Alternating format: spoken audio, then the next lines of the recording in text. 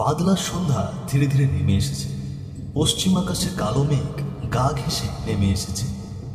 বাঁশঝাড়ের ফাঁক দিয়ে হাওয়া ঢুকছে। ঘরের কপাট ঠক ঠক শব্দ তুলছে। বাইরের পথঘাট আজ অমাবস্যার ঘুটঘুটে অন্ধকার। কোনো মানুষের সারা শব্দ নেই, শুধু দূরে শিয়ালের ডাক ভেসে আসছে। হেমন্তবাবুর বাড়ির বসার ঘরে আজ এক অদ্ভুত নীরবতা। হেমন্তবাবু খাটে বসে আছেন, পাশে তার স্ত্রী। খাটের সামনে কাঠের সোফায় বসে আছে হেমন্তবাবুর দুই ছেলে, আদিত্য ও নীরঞ্জন। রাতের খাওয়া দাওয়া শেষ। ঘরে সবাই হালকা আলোচনায় বসেছে। ঘরের এক কোণে কেরোসিনের লণ্ঠন জ্বলছে। হালকা হলুদ আলো চারপাশে ছড়াচ্ছে। জানালার ফাঁক দিয়ে মৃদু বাতাস ঢুকছে। মাঝে মাঝে দমকা হাওয়া এসে লণ্ঠনের হলুদ আলো কাঁপিয়ে তুলছে। বাইরে ঝিঝি পোকার শব্দ ভেসে আসে, আর দূর থেকে শিয়ালের ডাক ঘরে নীরবতায় মিশে যায়। তোদের ছোট ভাই অনিরুদ্ধকে কদিন হয়ে গেল খুঁজে পেলাম না রে বাবা। আমি কি কম খুঁজেছি? লোক লাগিয়েছি গ্রামে গঞ্জে, সবাইকে বলেছি যদি কেউ দেখতে পায় সঙ্গে সঙ্গে খবর দিতে। নির্বোধ ছিল বটে, কিন্তু মনটা ছিল সোনার মতো। হ্যাঁ বাবা, অনিরুদ্ধ যে এভাবে হারিয়ে যাবে তা ভাবতেও পারিনি। হঠাৎ যেন কোথায় হারিয়ে গেল ছেলেটা। আমরা তো খোঁজাখুঁজি ছেড়ে দিইনি, এখনো নজর রাখছি, কিন্তু এই গ্রামের আশেপাশে কেউ তাকে দেখেনি। যাই হোক, ছেলে তো ফিরল না। চেয়েছিলাম 3 ভাইকে সম্পত্তি দিতে, কিন্তু তা তো হলো না। আমার বয়স বাড়ছে, শরীরও ভালো যাচ্ছে না।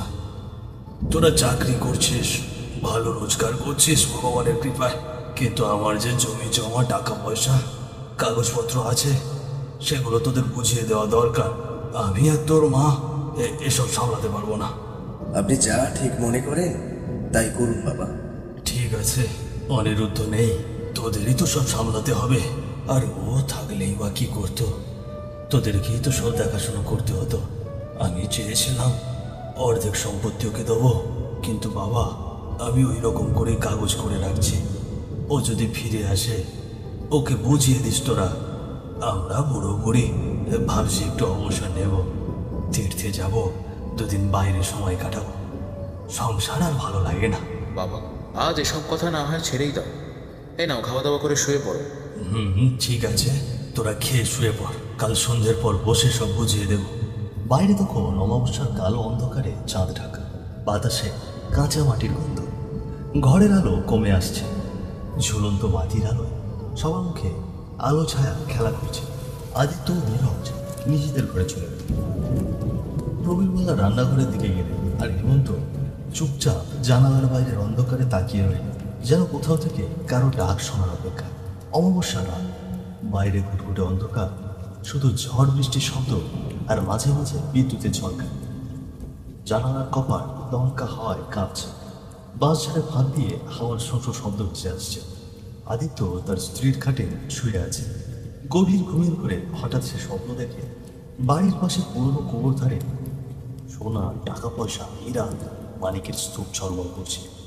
অন্ধকারের মধ্যে সেই ধনরত্ন থেকে অদ্ভুত আলো ছড়িয়ে পড়ছে চারপাশে। চমকে তার ঘুম ভেঙে যায়। ধীরে ধীরে পাশ ফিরে স্ত্রীর কানে কানে বলে, শোনো, এক অদ্ভুত স্বপ্ন দেখলাম। স্ত্রী বিস্ময়ে তাকিয়ে থাকতে সে তাড়াতাড়ি বাইরে বেরোতে প্রস্তুত। অমাবস্যার অন্ধকার আর ঝড় বৃষ্টির মাঝে কুয়োর দিকে রওনা দেয়। বাইরে ঝড় বৃষ্টির তাণ্ডব চলছে। দমকা হাওয়ায় বাঁশঝাড়ের মাথা দুলছে। দূরে কোথাও শিয়ালের দীর্ঘ ডাক শোনা যাচ্ছে। হেমন্তবাবুর ঘরের দরজায় হঠাৎ জোরে জোরে কড়া নড়ার শব্দ। ঠক ঠক ঠক করে হেমন্তবাবু ঘুম থেকে উঠে বিছানা থেকে নেমে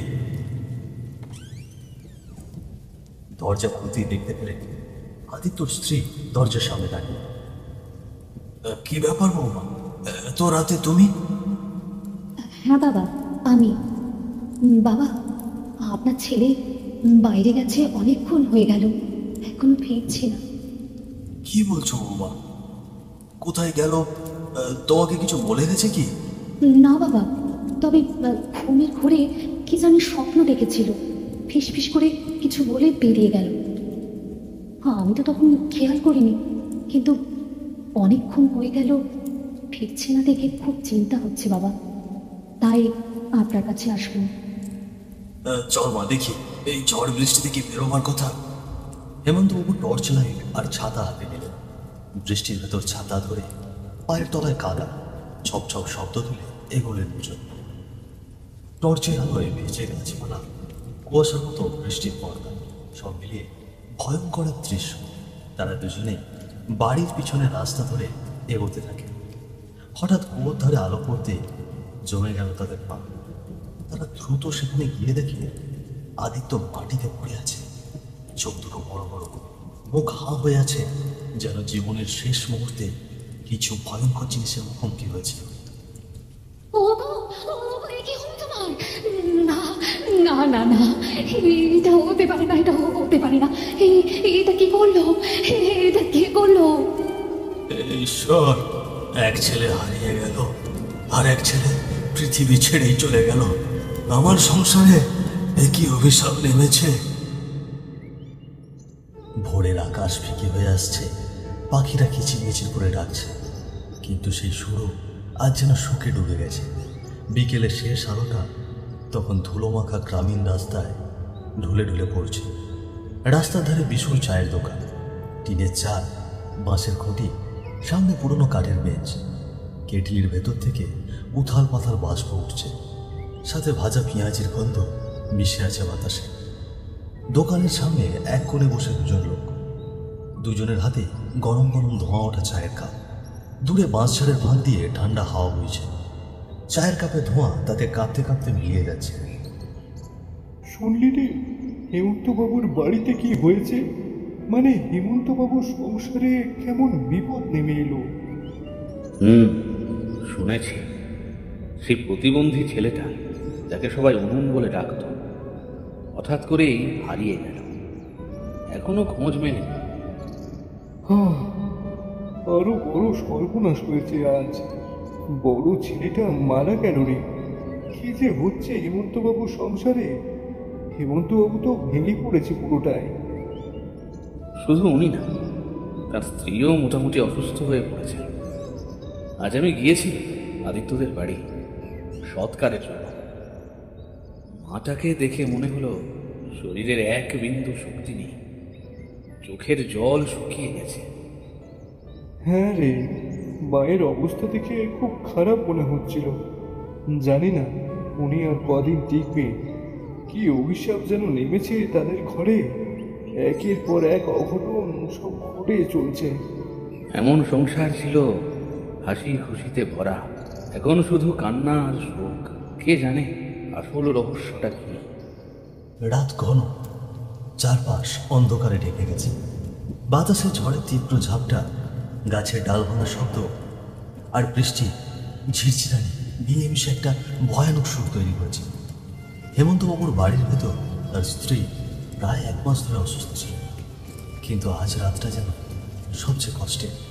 তিনি বিছানায় ঝটফট করছেন, হাত পা নাড়াচাড়া করছেন, নিঃশ্বাস নেওয়া পর্যন্ত কষ্টসাধ্য। পাশে বসে আছেন হেমন্তবাবু, চুপচাপ, কণ্ঠে গভীর আফসোস আর দুঃখ। ঘরে দাঁড়িয়ে আছে আদিত্যের স্ত্রী, চোখে উদ্বেগ, কণ্ঠে অস্থিরতা আর ভয়। বাতাসে টলমল শব্দ, জানালা ধাক্কা খাচ্ছে ঝড়ের কারণে। বাবা, আজকে রাতটা আরো খারাপ লাগছে না? মাকে দেখেছেন তো, কিছুতেই শান্ত হচ্ছে না। হ্যাঁ, তোমার মায়ের অবস্থা তো ভালো লাগছে না। আমারও কেমন জানি ভয় লাগছে। 1 মাস আগে এই অমাবস্যার রাতে আদিত্য মারা গেল। তোমার শাশুড়ি মা প্রথমবার অসুস্থ হয়ে পড়েছিলেন। আজ 1 মাস পূর্ণ হলো এই অমাবস্যা। জানি না কি দুর্দশা নিয়ে আসে আমার সংসারে। আমি কি ভুল করেছি, ভগবানই তা ভালো জানে। হ্যাঁ বাবা, মায়ের অবস্থা খুবই খারাপ। একটা ডাক্তার ডাকা দরকার। ঠিক আছে, তুই যা, গিয়ে ডাক্তার নিয়ে আয়। একটা ছাতা নিয়ে যাস, বাইরে প্রচুর বৃষ্টি হচ্ছে। নীরব হাতে টর্চ লাগিয়ে মাথায় ছাতা নিয়ে মায়ের জন্য ডাক্তার ডাকতে বেরিয়েছে। বৃষ্টির ফোঁটা ছাতায় পড়ে টুকটাক শব্দ করছে। শুরুতে তার মাথায় একটাই চিন্তা, যত তাড়াতাড়ি সম্ভব ডাক্তার নিয়ে আসতে হবে। অমাবস্যা রাত এমনিতেই এই রাতকে লোকে ভালো বলে। গ্রামের রাস্তাঘাটে ঘুটঘুটে অন্ধকার, আর তার সঙ্গে তীব্র ঝড় বৃষ্টি। এই কারণে পুরো এলাকা যেন আরো বেশি নির্জন। কদাচিৎ কারো ছায়াও চোখে পড়ে না।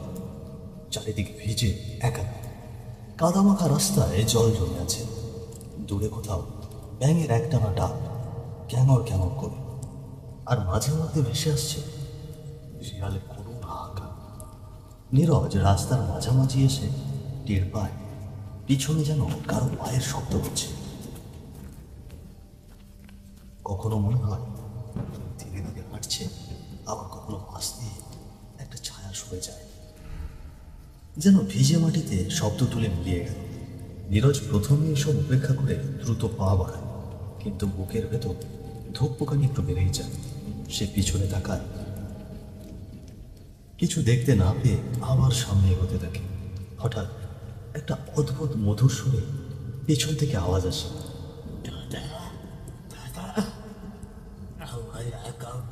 কোথায় যাচ্ছ তুমি? নীরজ থমকে দাঁড়ায়। মুহূর্তে তার বুকের ভেতর যেন কিছু একটা বিস্ফোরণ হয়ে গেল। একটা অদৃশ্য হাত হঠাৎ ভেতরের সব রক্ত একসাথে কাঁপিয়ে দিল। মনে হলো বুকের ভেতর ফেটে যাচ্ছে। হৃৎপিণ্ড আচমকা লাফিয়ে উঠল, গলার শ্বাস আটকে গেছে, কণ্ঠটা তার চেনা। এ তো অনিরুদ্ধর গলা, কিন্তু অনিরুদ্ধ তো অনেক আগেই। নীরজ এক ঝটকায় পিছন ফিরে তাকালো, কিন্তু চারপাশে শুধু ঝড় বৃষ্টিতে দুলতে থাকা গাছ, ভেজা অন্ধকার, আর রাস্তার পাশে কাঁপতে থাকা গাছের ছায়া। বুকের ভেতর ঠান্ডা হাওয়া ঢুকে কাঁপিয়ে দিল তাকে। একবার বামে তাকালো, একবার ডানে, কোথাও কেউ নেই। তার মনে হলো হয়তো এই বৃষ্টির শব্দ, এই ঝড়ের তাণ্ডবই ভুল শুনছে। মাথা নাম আবার হাঁটতে শুরু করলো। ঠিক তখনই দাদা দাদা দাদা দাদা, তুমি আমাকে দেখতে পাচ্ছ না? আমাকে দেখে যাচ্ছ? এই আওয়াজটা এবার যেন খুব কাছে, একদম কানের পাশ দিয়ে ভেসে গেল। নীরজের হাঁটার গতি থেমে গেল। টর্চের আলো কাঁপতে লাগলো তার হাতে। বুকের ভিতর ধূপকানি এত বাড়তে লাগলো যেন বাইরে থেকেও শোনা যায়। হঠাৎ বৃষ্টির ফোঁটার ভেতর থেকে ধীরে ধীরে কিছু একটা ঘটতে শুরু করলো। একটা অস্পষ্ট অবয়ব, প্রথমে শুধু ছায়া, তারপর যেন অন্ধকার ছেড়ে আসতে লাগলো। একটা বিকৃত মুখ, হাত পা বাঁকা, চোখ রক্তমান, ঠোঁটে অদ্ভুত এক হাসি। প্রচন্ড বৃষ্টি পড়ছে, তবুও তার শরীরে এক ফোঁটা জল লাগছে না। নীরজের চোখ বড় বড় হয়ে গেল, গলা শুকিয়ে কাঠ, ঠোঁট নড়ছে, কিন্তু শব্দ বেরোচ্ছে না। যেন সামনে দাঁড়িয়ে থাকা মৃত্যু আস্তে আস্তে তার দিকে হাত বাড়াচ্ছে। ও অনিরুদ্ধ, তুই আজ এখানে? তোকে তো আমি... তোমরা আমার সঙ্গে ঠিক করেছিলে দাদা, আজ অমাবস্যার রাতে তোমাকেও আমার সঙ্গী করব। আমি আদিত্য দাদাকেও আমার সঙ্গে নিয়েছি, তোমাকেও নেব। আমার যে একা থাকতে খুব ভয় করে গো দাদা। তুই আদিত্য দাদাকে মেরেছিস? আমি দাদাকে মেরেছি। তোমরা কি করেছিলে আমার সঙ্গে? আমার রক্ষা ছিল না, আমি তো প্রতিবন্ধী ছিলাম।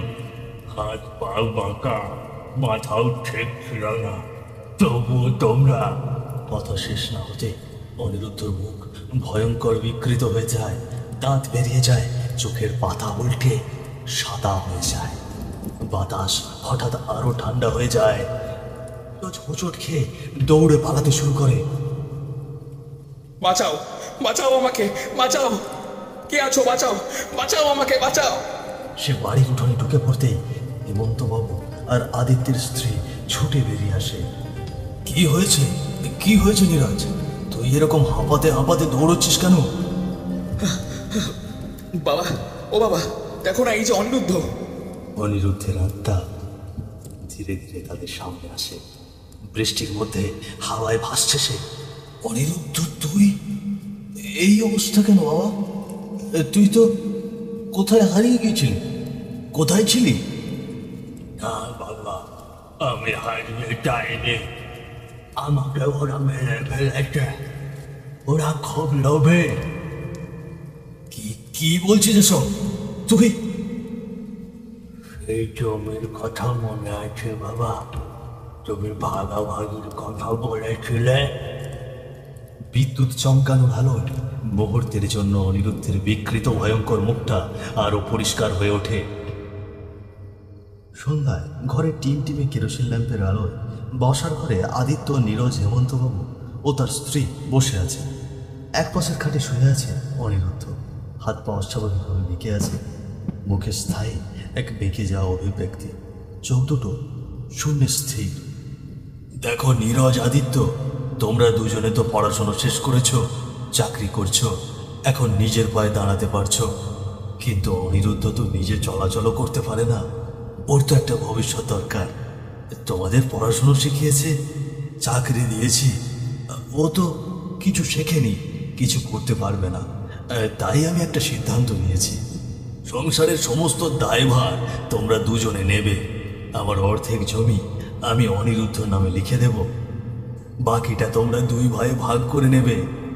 হেমন্তবাবুর মুখের দিকে তাকিয়ে তারা সম্মতি জানালেও চোখ মুখে ভরল ভারী এক অস্বস্তি।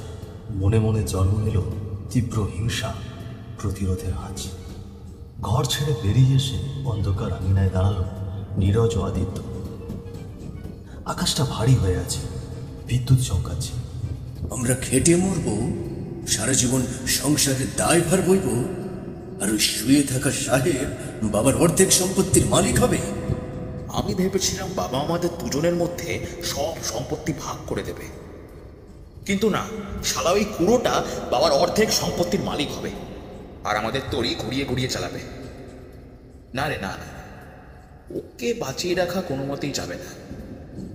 তাহলে ঠিক আছে, আগামী অমাবস্যার রাতেই সব শেষ হবে। সেটাতে লোকজন তেমন একটা বাইরে থাকে না। দুজনের চোখে মুখে ফুটে উঠল এক বিকৃত দৃঢ়তা। তারা জানে এই রাতেই অনিরুদ্ধ জীবনের পর্দা নামবে। স্বাধীন অন্ধকার আকাশ, ভারী মেঘে চেপে আছে চারপাশ।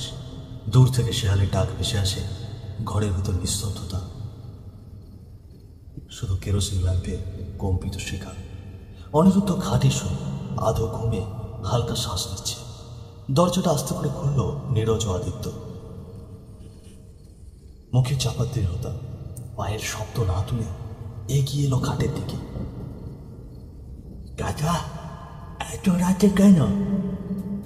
চল রে, আজ বাবার অর্ধেক সম্পত্তির ভাগ দেব তোকে। তাদের কথা বোঝার আগে নীরজ অনিরুদ্ধের মুখে বালিশ চেপে ধরল, আর আদিত্য তার পা চেপে ধরে থাকলো। অনিরুদ্ধ কেঁপে উঠল, গলা দিয়ে অস্পষ্ট গোঙানি শব্দ বেরোলো। চোখে ভয় আর মুখ মেখে গেল আরো অদ্ভুত ভাবে। বাবা, তারপর কি করলো আমার সাথে? তারা তখনও থেমে যায়নি। সেই অমাবস্যার অন্ধকার রাতে আমার শরীরে ভারী ইট বেঁধে আমাকে কুয়োর গভীরে ফেলে দিল, যেন কেউ আমাকে খুঁজে না পায়, দেখতে না পায়। আর তোমরা সবাই ভেবেছিলে আমি হারিয়ে গেছি। হেমন্তবাবুর মুখের ভিতর যেন ছুরি বিঁধে যায়, চোখে জল এসে ঝাপটা হয়ে যায় চারপাশ, কণ্ঠ কেঁপে ওঠে। ওহ নীরজ, তোরা এটা করতে পারলি? কি করে করলি এটা, এই অবুঝ নির্বোধ প্রতিবন্ধী ছেলেটার সাথে? তোরা যে শিক্ষার মর্যাদা রাখলি না। আমি তোদের পড়াশোনা শিখিয়েছি, জীবনের পথ দেখিয়েছি, আর এই হলো তোদের শিক্ষা। আমার এই ছোট ছেলে, সে স্বাধীনভাবে বাঁচতে পারে না। এই পৃথিবীর সবার থেকে আলাদাও, তার নিজের কোনো বোধশক্তি নেই। আর তোরা এসব করতে পারলি কি করে? আর তোরা কিভাবে এমন অন্যায় করলি? তোদের বুকটা কি একবারও কেঁপে ওঠেনি? ছি ছি ছি ছি ছি। আমি লজ্জিত, আমার নিজের সন্তানদের দেখে আমার লজ্জা লাগে। চোখে জল, কণ্ঠে ক্রোধ আর দুঃখ সব মিলেমিশে একটি গভীর হতাশার আভাস দিচ্ছে। তিনি নিজেই জানেন এই ধিক্কার একমাত্র শিক্ষার জন্য। কিন্তু অন্তরে একটাই ব্যথা, তার ছোট ছেলের জন্য, যাকে সে জীবনের শুরু থেকে আলাদা ভালোবেসেছে। তাহলে বাবা, তুমি বলো, ওদেরকে কি ছেড়ে দেওয়া উচিত হবে? আমি বেঁচে থাকতে নির্বোধ ছিলাম, শক্তিহীন ছিলাম, কিন্তু এখন আর তা নয়। আমি ওকে ছাড়বো না বাবা, আমি এখানে ওকে শেষ করবো। দেখ ভাই, আমাকে মাফ করে দে। আমরা লোভে পড়ে ভুল কাজ করে ফেলেছি। তুই তোর দাদাকে মেরে ফেলেছিস, এখন যদি তুই আমাকেও মেরে ফেলিস, বাবা মার মুখাগ্নি করার জন্য আর কেউ থাকবে না। তাদের দিকে তাকিয়ে আমাকে একবারের জন্য মাফ করে দে। আমি কথা দিচ্ছি, দায়িত্ব সহকারে বাবা মাকে দেখবো। আমি জানি রে, আমি বড্ড ভুল করে ফেলেছি।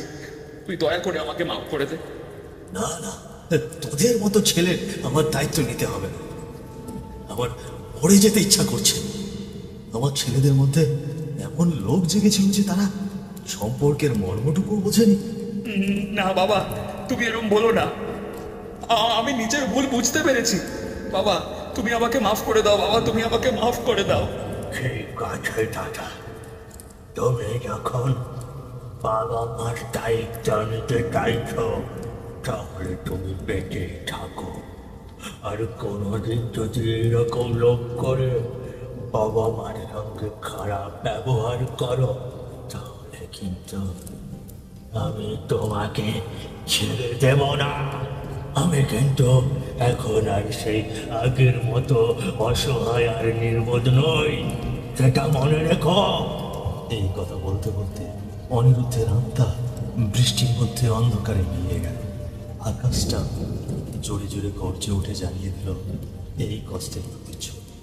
আমরা বুঝলাম, সম্পর্ক শুধু টাকা পয়সা বা লোভ দিয়ে চলে না। সত্যিকারের দায়িত্ব, ভালোবাসা, মানবিকতা কখনো অবমূল্যায়ন করা যায় না। কখনো নিজের স্বার্থে অন্যের ক্ষতি করা উচিত নয়। আর স্বার্থের সাথে সম্পর্কে কোনো তুলনা হয় না। আর মানুষ হারালে আর ফিরে আসে না। সেই শিক্ষা চিরকাল মনে রাখা প্রয়োজন।